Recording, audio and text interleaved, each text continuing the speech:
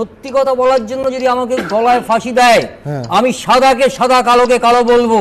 আমি কোনো শ্রীময়ী, শ্রীমতী, শ্রীমান কাউকে ভয় করি না। তাতে যদি আমার জীবন চলে যায়, I can mortgage my life for that. রাষ্ট্রের হেনস্থার কারণে পঙ্কজ দত্ত মারা গেছেন। তার স্ত্রী ইন্দ্রাণী দি ভারত সভা হলে অভয়া মঞ্চকে যেভাবে সম্মান দিলেন তাতে আমরা আপ্লুত।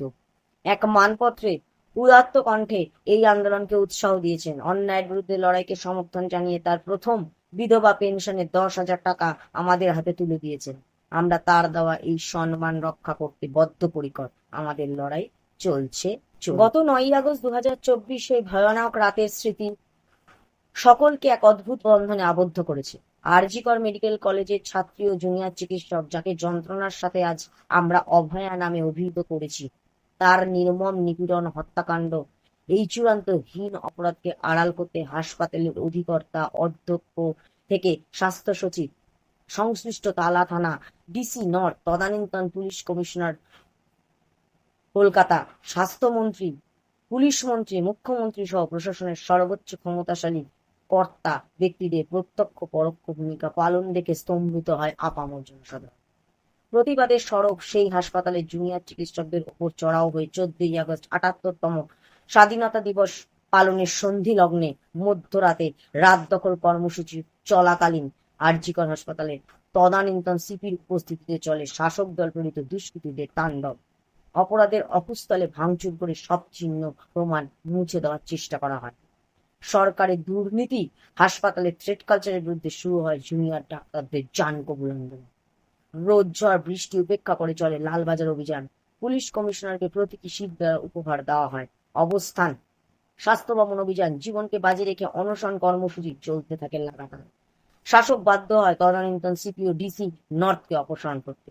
সেই থেকে প্রতিবাদ আজও জারি আছে। জুনিয়র ডাক্তারদের অনশন চলাকালীন সিনিয়র ডাক্তারদের নেতৃত্বে আত্মপ্রকাশ ঘটে প্রতিবাদী জনসাধারণের অভয়া মঞ্চে। চলতে থাকে অনর্গল দ্রোহের কর্মসূচি।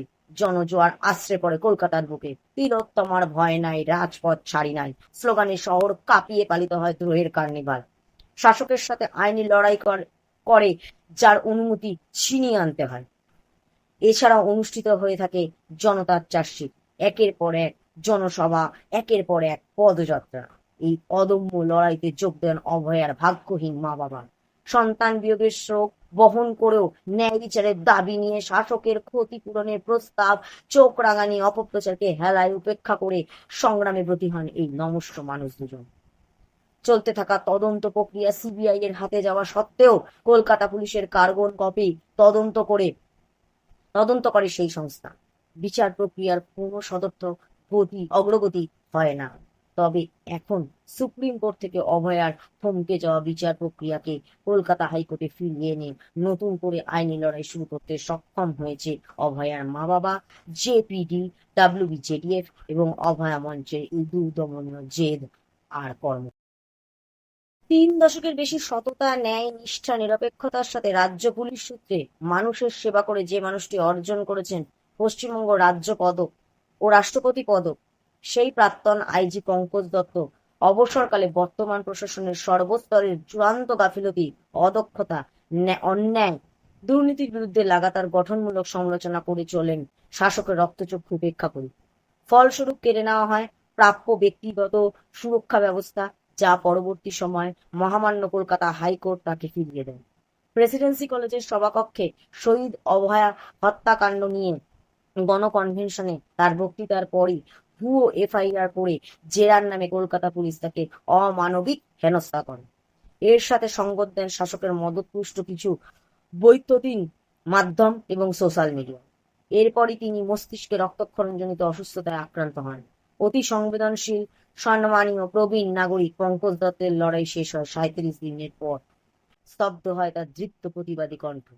তারই হাতে তৈরি মুখর বাংলার ইউটিউব চ্যানেল কুর্নিশ জানায় অভয়ার মা বাবা, জেপিডি, WBJDF এবং অভয়া মঞ্চকে।